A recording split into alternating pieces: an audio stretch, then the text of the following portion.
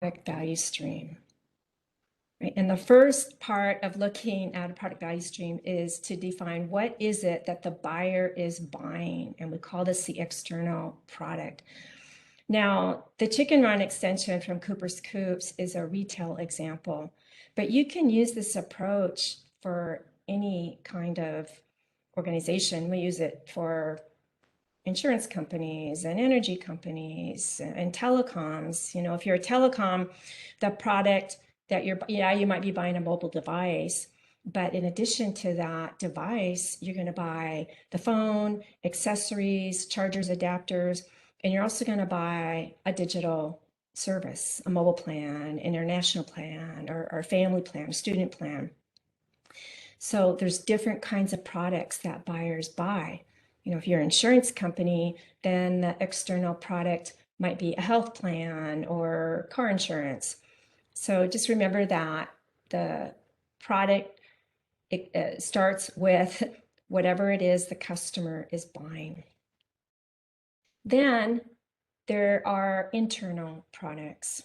These are customer-facing apps, usually, these internal products. And it's what the buyers use to, they need to use them in order to derive value from the product that they're actually buying. So, you know, they shop, they add to cart, they check out, they contact customer service to leave reviews.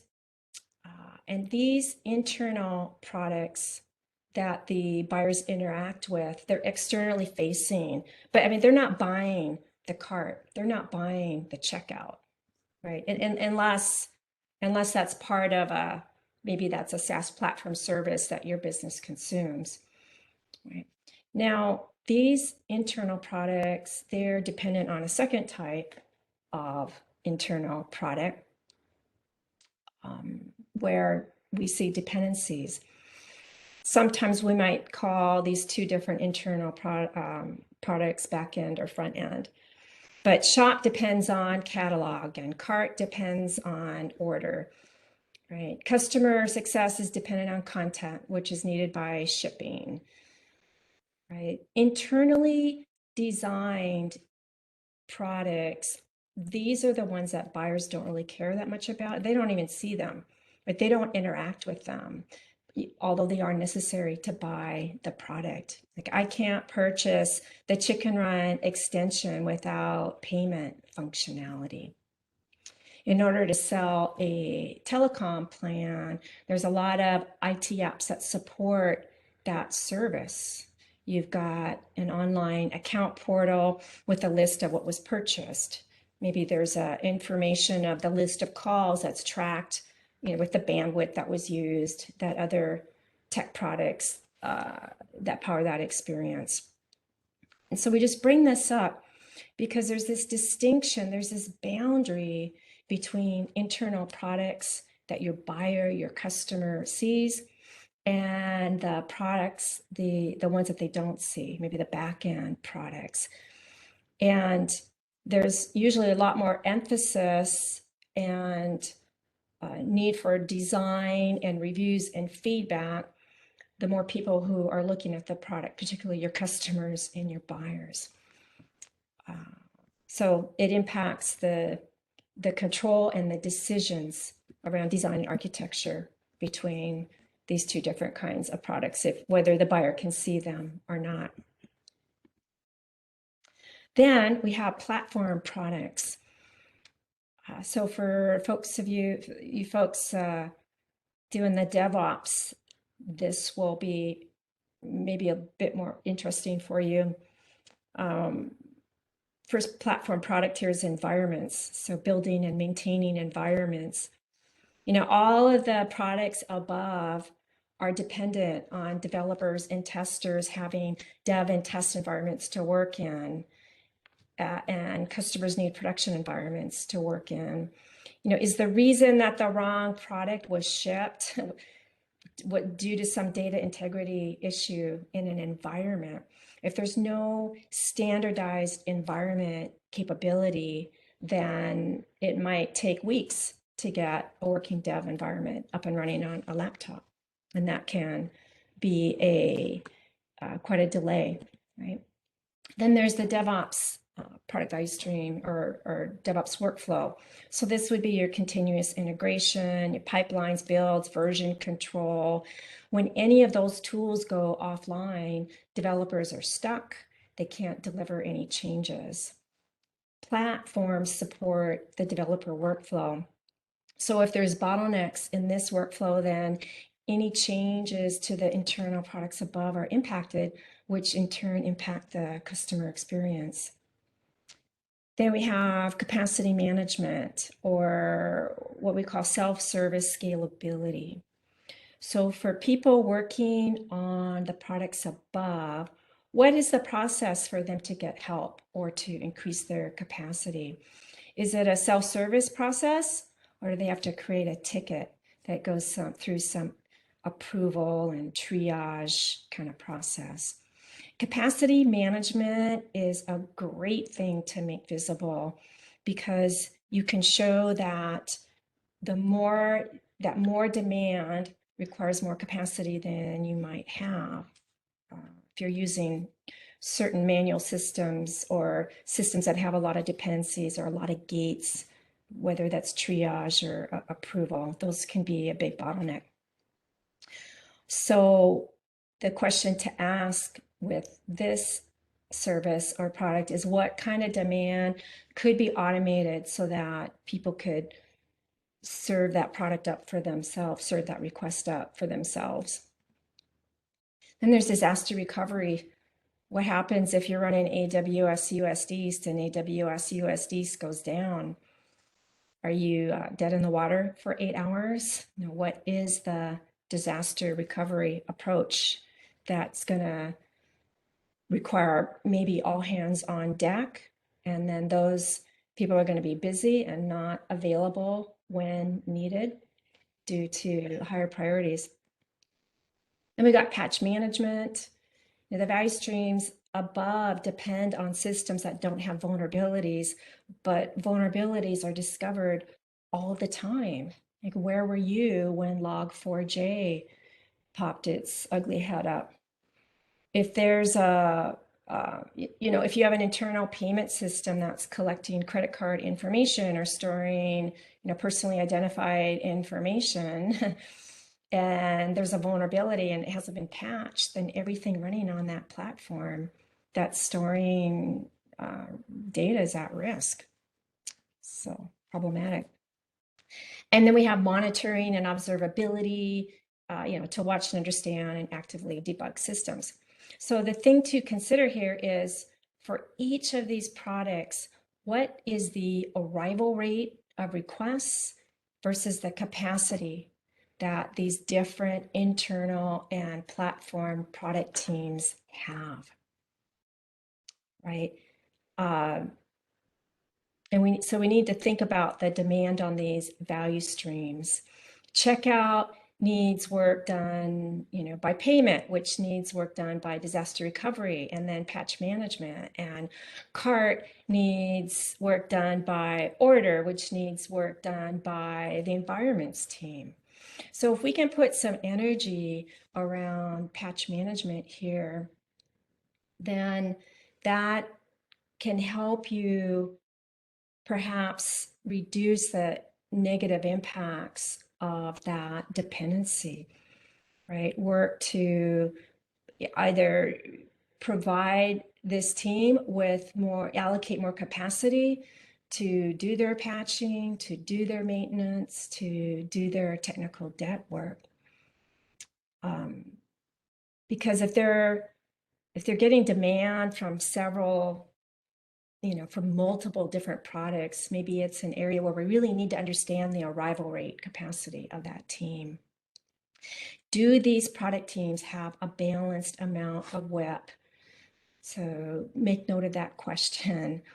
How much load is on these teams? Is their WIP balanced, their work in progress balanced with between their demand and their capacity, right? Can they balance their demand against their capacity? Now, also there's these business products here that the platforms also support. And each of these, legal, marketing, funding, sales ops, they have a workflow of their own. The platform, it's essentially the foundation for everything above it. And if the platform products have more demand, more width and capacity, then there's this high level of dependencies and coordination costs. So finding a way to make this visible, I think, can help you better prioritize on improving these services and capabilities. And when you do that, it has a way of sort of raising all the ships for your internal customers and your external customers who are dependent on it, and also the expertise that's needed to improve it and maintain it. So let's get into this exercise here.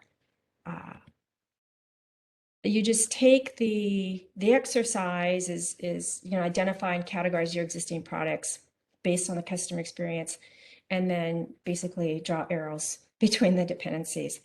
So use this structure here and create a blank one of your own where you've got your external products, internal products, or front end business products or back ends and platform products, and have a conversation about, you're going to need to invite the right people who have visibility on all of their products and can talk about the dependencies between their products. And here's an example of that. This is with an energy company. And this was a platform team using ServiceNow doing this. And so we decided, given their context, that we weren't going to spend time talking about external products here or external customers, because their customers are primarily just the internal product customers. We allocated about 60 minutes for this, and we invited developers, we invited product managers, scrum masters, we invited operations and platform engineers, system architects, people who know the system, they know the architecture, they know where the dependencies are. We asked them to create sticky notes, did this mural, to identify most of their components. They didn't identify every single component or subcomponent, but just the major ones that came to mind. And then gave a bunch of orange arrows and said, identify your dependencies between these different products. Now they sort of pulled this out of their head, but if you have a dependency tool, then by all means use that for this exercise to help make this visible.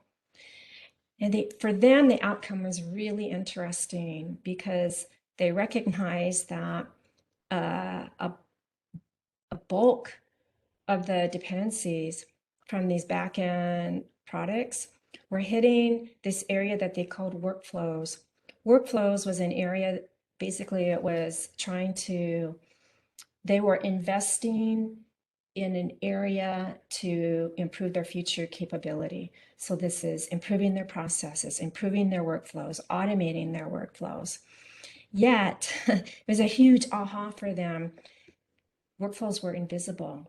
They did not have workflows listed in their product structure. So the outcome of this exercise is we need to add workflows into the product structure so we can make it visible, we can track it, and then we can measure the demand versus the capacity of this workflows team to see, if this is a bottleneck here, then how can we provide them with the resources that they need? How can we take things off of their plate that aren't absolutely essential for them to do? What tools can we provide for this team to improve their throughput, to improve their flow time? So that's one of the outcomes that we might see. And there were others too: asset management, incident management, demand management also I asked people, I had made a bunch of these triangular icons with exclamation marks and said, put this triangle exclamation mark on the platform products that you see having the most dependencies and needing the most support or help. But workflows went out on that. That's the nice thing about being the bottleneck, is that then you can get the support that you need. Hopefully, if your organization and your management understands constraints and how it doesn't do any good to improve one area of your value stream if a silo, it doesn't do good to work in silos and improve this one silo if the bottleneck is somewhere else in the value stream. So they recognize that and put some investment into these workflows. This is another example. So the insurance company. And before we could even do this exercise with Cooper's Coops, we spent a significant amount of time talking about terminology and communication. Sometimes communication is the hardest thing we do. And we need to make sure that the language that we're using when we're working with our customers is language that they understand what we're talking about. So we took some time to make sure that when I was using the word external product, what did that mean for them? Well, for them, that meant customer product. And so we swapped that out. We started using their language. For internal products, their taxonomy was experience product. So we needed to use that language. And we needed to clearly communicate and be really crisp on what that meant. The back-end products, some were called business products.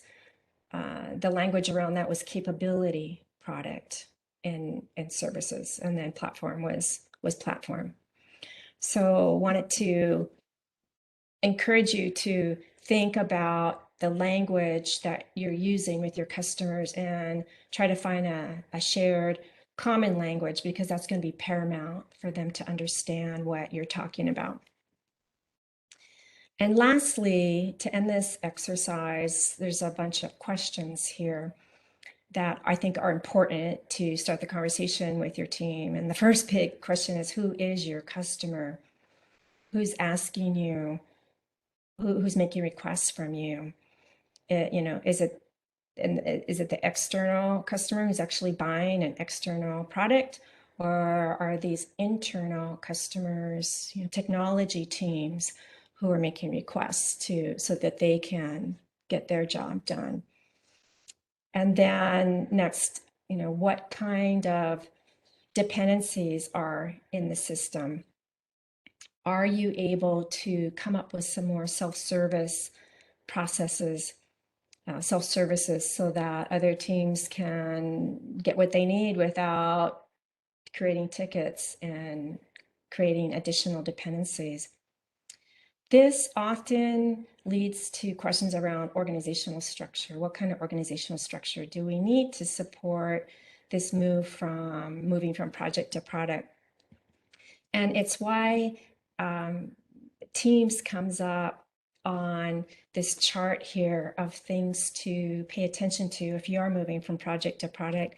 I'm not going to go through all of these here. I just sort of wanted to call attention to this Teams area, because we're talking about dependencies, and it's in the organizational structure, it's just one aspect of moving from project to product.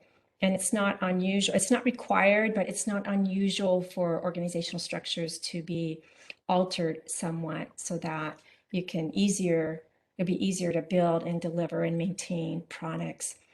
And it's this idea of bringing work to the people versus bringing people to the work. With projects, people are brought to the work, right? People are treated sometimes like interchangeable resources versus knowledge workers with expertise. With products, you bring the work to the people. Organizing teams around a product allows the people who developed and tested and delivered the functionality to stay in their area of expertise. So there's less need for complex, dependency-driven handovers. Like, you know exactly who to bring the work to because they have the knowledge, the expertise that's needed to build and modify and maintain the product. And this is the Project to Product book, authored by Dr. Mick Kirsten.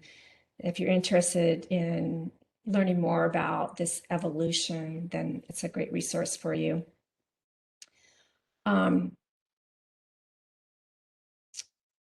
mean, the important part to acknowledge is that the knowledge, the domain knowledge and expertise remains in these product teams that are long-standing. And this is what is driving business value.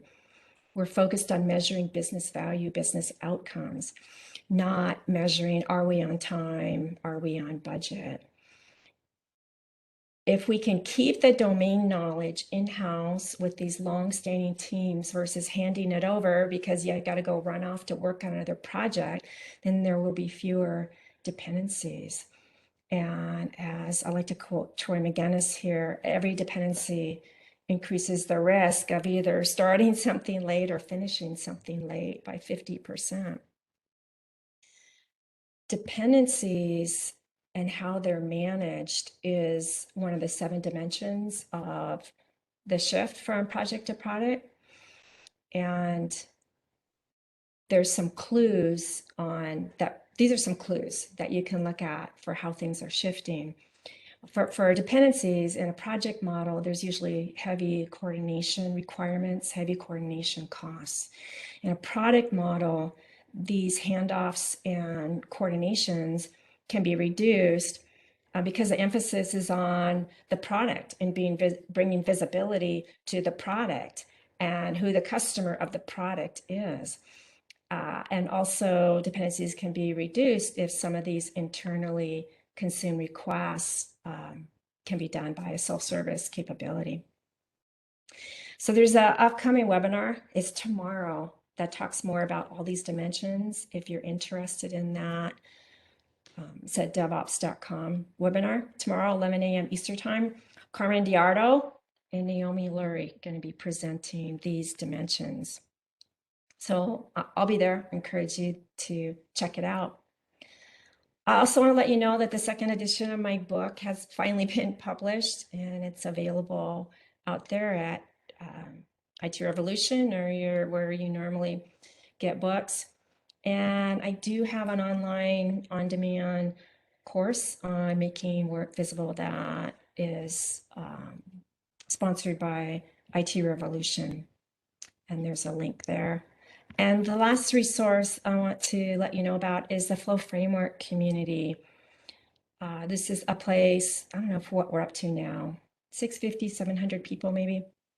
It's a place where practitioners and, you know, from engineers and development to test to management, Scrum Master, Agile, technology, from all different industries, or it's a Slack channel. And there's different topics, everything from, you know, flow metrics to dependencies and a whole list of topics that people engage with. And you can meet other people in the community if you're interested in flow, learning more about flow. And with that, we can have some time for Q&A. Or if you have to, it's the bottom of the hour and you need to jump, then you got most of the details.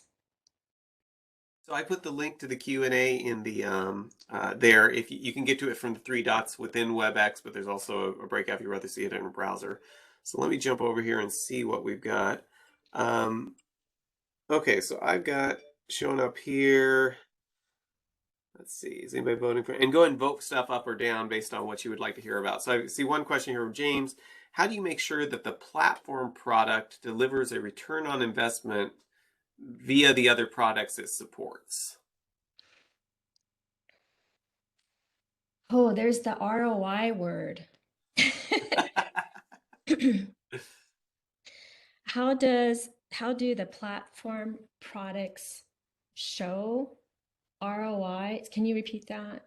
Let's see. It was how do you make sure that the platform product delivers a return on investment via the other products it supports? So maybe the question is kind of around alignment, how you make sure that it's delivering it's delivering things that can be consumed, maybe? Well, this gets into prioritization.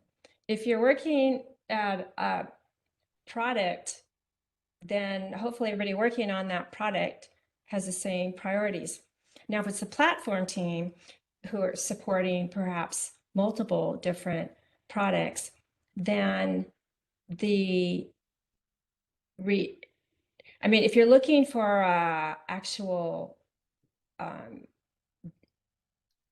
dollar amount for REI, I'm assuming you're looking for a economic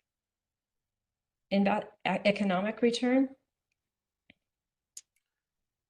Although the thing about ROI is that it doesn't include the delay, it doesn't include the cost of delay.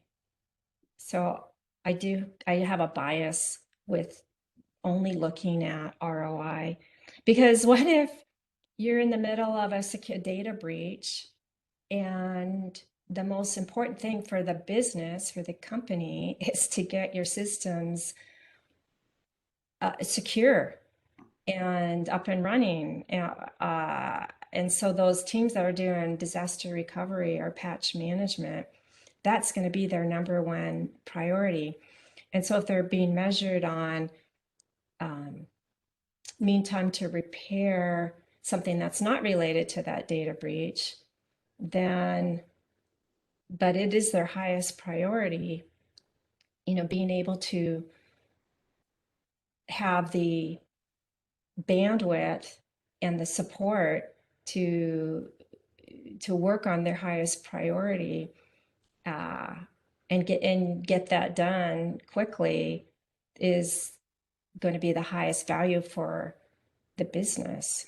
Well, and I think one thing you just kind of called out is if you have the platform team and they're focused on how they deliver return on investment, but they do Mhm. so in a way that just hides the cost of delay in all the teams they're trying to support, you're not actually getting a good picture of what's going on, right? Because the cost is showing up somewhere else. The cost would be showing up in maybe some feature requests being delayed. Right. Right. Okay. What about, so aside from with his question, aside from like the measurements of the return on investment, what do you have any thoughts on how to make sure that there's good alignment? You got all these people to try to support, everybody wants something different. The platform team probably has some of their own priorities. How do you Yeah, balance those things? yeah, yeah. So there's this thing called flow distribution that we use at Tasktop that I find to be extremely useful.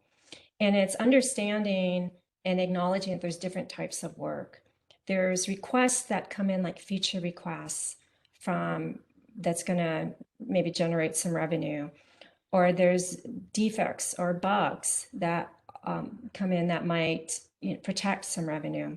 There's debt type of work, which would be technical debt or investment in improving future capability, like cross-training your teams so that you're not single-threaded on an urgent capability. And then there's what we call risks. Risks are serious risks to the business. It's not like this project is at risk of being late. A risk is like a data breach or security vulnerability or a GDPR or a legal issue, some major risk to your business. And acknowledging that you have like these four types of demand. And you're going to have to make trade-offs between working on, because you can't work on everything at the same time. So acknowledging what is our strategy going to be? Are we going to spend 50% of our capacity working on feature requests? Are we going to spend 20% of our time allocating capacity to fix technical debt, or for teams to do some learning new tools? And how much capacity we're going to spend to make sure that our systems are secure, that our potential for vulnerabilities is reduced. And so each product team can determine what their flow distribution should be. What should those allocations be, and allocate capacity based on their strategy for the product. And it also depends what stage your product is in. You know, if it's a brand new product, then in the beginning you might not have any debt or risk to deal with. Maybe it's primarily just working on features. But as the product matures over time, toward the end, you're going to work on features less. Maybe you're going to work on bugs more. So those are And, some discussions that you can have for figuring out what your strategy is on well, your and work. it sounds like what you're mentioning there is kind of allocating your capacity so you don't have urgent things that mean you never get to the important things. So kind of dividing up and saying, here's how much time we're going to spend on these different areas, whatever those areas happen to be for the team. Am I representing that correctly? Yeah, not so much time, Okay. but the type of work. Okay. I mean, yeah, eventually, I mean, it boils down to time. But what is the question is, what's the nature of demand for your team? Okay. So if you're on an internal team, the nature of your demand might be more working on feature requests or stories to support those features, or maintenance from bugs or defects that your external customers are grumbling about. If you're working on platform teams, then you might have more capacity. Then your feature request is whatever your customer is requesting from you. So it could be expanding your network capability. That's a feature request for a network team. But if they need, if or if your platform teams need, depending on the context of your situation, they may need more time allocated for unplanned work. And you can measure how much of your work now is unplanned. And I define unplanned as work that you were unable to see had that coming your way. And so if 75% of your work is unplanned, then allocate 75% of your capacity for unplanned work so you're not caught off guard. So you don't have to disappoint an external customer who's asking for a priority one fix to a feature, because you have to take time out to do some patch management or disaster recovery. So let's move on. So that's great. And I see Troy McGinnis, or somebody that claims to be Troy McGinnis, is here, and he mentioned a couple things that he liked the answer, saying on the product. If the product ROI couldn't exist without the platform, then they are obviously important to keep running. Yeah, They thank also you. mentioned backlog cocktail, different types of work is at 5 p.m. yet. I also have a request here saying, are these slides going to be somewhere that I can share them with people? Because I think they like your pictures, evidently. Oh, okay. Yeah, I'll send you the DAC mark and you Okay, can cool. distribute. Yeah. Okay, next question I see here. Do you have any input for orgs that have teams working on multiple products? Hmm. Is that a good idea? Is that a bad idea? Um, well, if you're going to work on multiple products, and I mean, a lot of organizations have many, many products. But if you have the same people working on all those different products, then if their priorities are not crystal clear, if they're asking, do I work on A or B?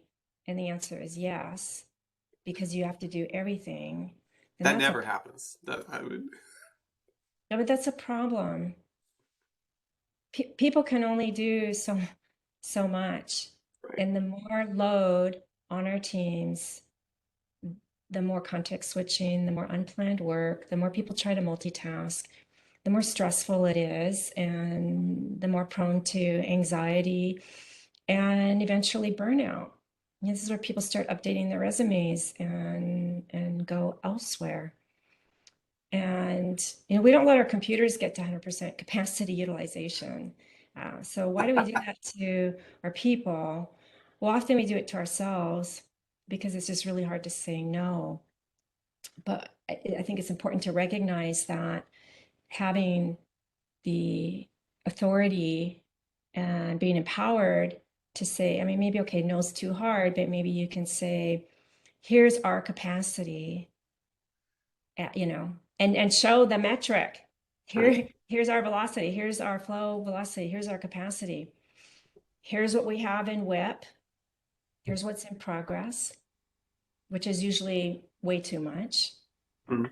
And then show your metrics, show why things are taking so long to be delivered, show your flow time, because Okay. your flow time is going to be, you're going to be able to look at how much you have in WIP and how long and how many things teams are delivering, to show why it's taking so long, to drive conversations with your customers on, we have capacity to do 5 things, knowing that these things take X amount of time to deliver.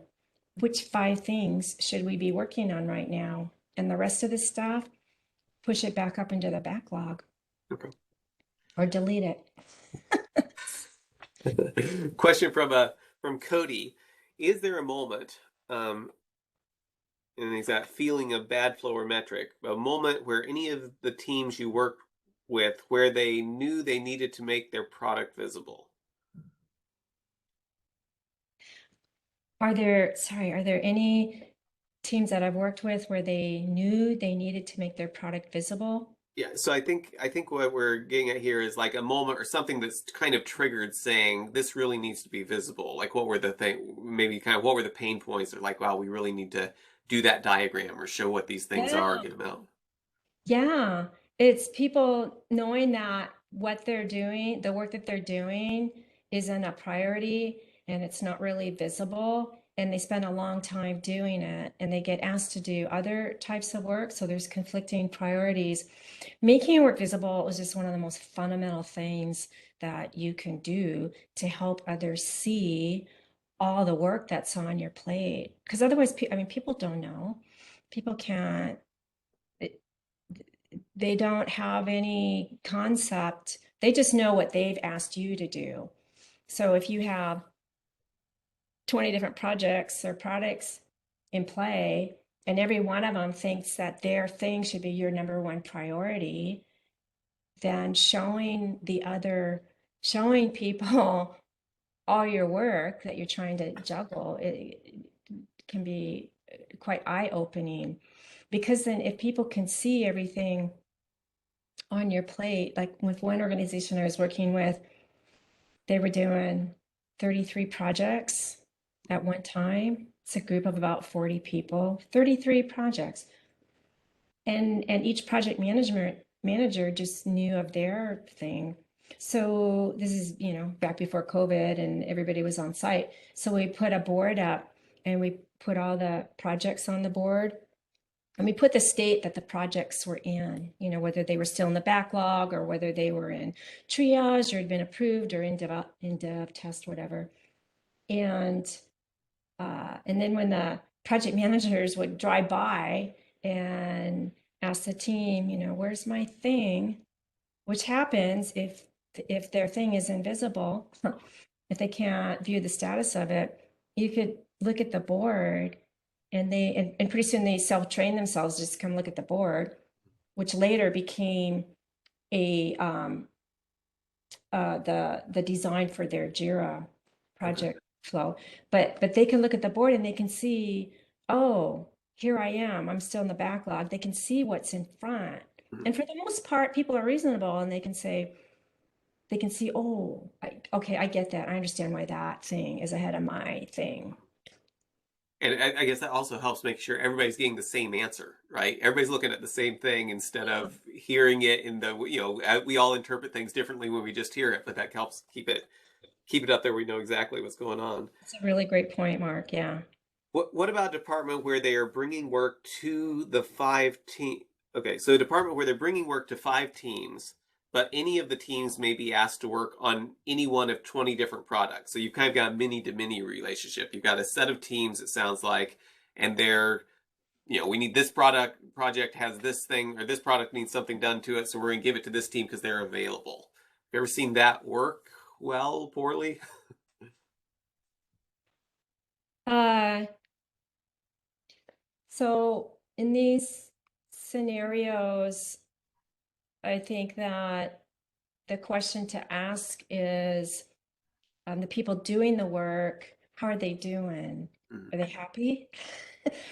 Are they overloaded? So let's see how overloaded they are. Like, how many things are they trying to juggle?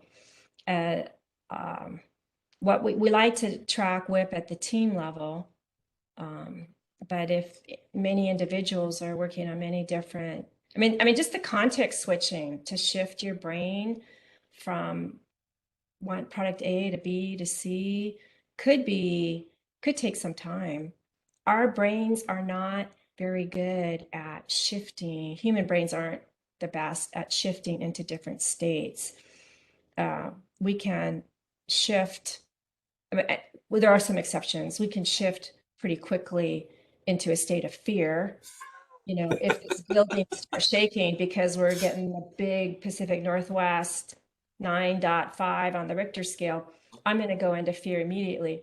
But if we're just shifting in a business sense from product to product, it's going to add some stress to those folks. But I think the question is, are your people stressed out? Are they unhappy? Do an NPS score. What is the load on the teams? What's preventing the teams from getting their work done? Mm-hmm. So which items are getting delayed? And then flip that over and ask your customers who are asking you, your internal customers who are asking you to build those products, what they're not so happy about. And I would not be surprised if their response to that was things take too long. Mm-hmm. Okay, well, if things take too long, then the next thing is, how long are they actually taking? Oh, well, let's measure the speed. What's the flow time? Oh, where do things get stuck? Then you're identifying, where do things sit idle or in a wait state for a long time. And then you can drive conversations around, because of all these dependencies, this work is sitting in wait states because the expertise, the knowledge that's required from somebody to do something isn't, they may not be available. They're probably not available when you want them to be because they're working on something else. Right. I should have defined dependencies. I think of dependencies as 3 types of dependencies. You could have a dependency on your architecture, right? Your different components or APIs, but there's dependencies on events, like something needs to get approved, like CAB. If you have a dependency on CAB, how long do you wait for that approval to occur, right? And the other kind of dependency would be some kind of event that has to occur. I don't know, PI planning or something. Mm-hmm. That was a long-winded answer. Did I answer your question? I think so is the question there, and I think part of what, from you talking through that, I think one of the things that I took away from it was that if you have a setup like that, you need to be careful that you don't have a bunch of cost of delay that you're just not seeing, because it may feel like you're more efficient because you don't have as many employees, but you may be waiting on stuff that's really pretty valuable. Yeah, exactly. If everything's a priority 1, how are people supposed to know what the real priority Right. is? And is it a priority 1 now? But if you don't get it by the end of the quarter, it doesn't matter because your competition beat you to it. Right. And then somebody posted the link to the webinar, the DevOps webinar. I will send out that in an email as well to make sure everybody has that in case they're interested in going that tomorrow. Okay. Somebody said, can we get the new sticks for Time Bandits? The new sticks for Time Bandit. Oh, the stickers. Oh, okay. I see. I see. That It's makes more about- sense. yeah. Um, well, I do have some. I don't have a lot left. I normally hand those out in person at book signings or conferences. I haven't been to a conference in a while. Not sure when the next one is. Maybe I could give some to Troy to hand out at the Agile conference this year if you're going to that. We'd have to get So trained up. that was somebody's good. I did. It was anonymous, so I don't know who it is. But I think the answer is next time they're at a conference and see you, they need to check with you and see if you have any left. That's what I do. Okay. Troy says he'll keep them, so that might not be the best person to give them to. You have to go to Troy's talk and you'll have to go up and give him feedback to get one. Well, that goes through the questions we had on the Q&A. Did anyone have any did anyone else want to come off video, put something in the chat? Anything else you want to ask? We've got just a minute left here.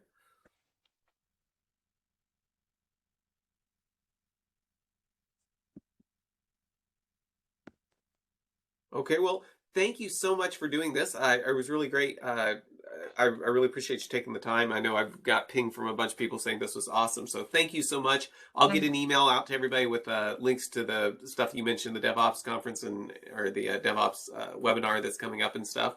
But thank you again. This was great. Did this get recorded?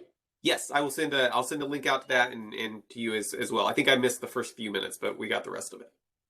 All right. Okay. Cool. Thank you so much, everyone. Thank Thank you. you. Be watching. I'll have another invitation going out here in the next day or two for next week.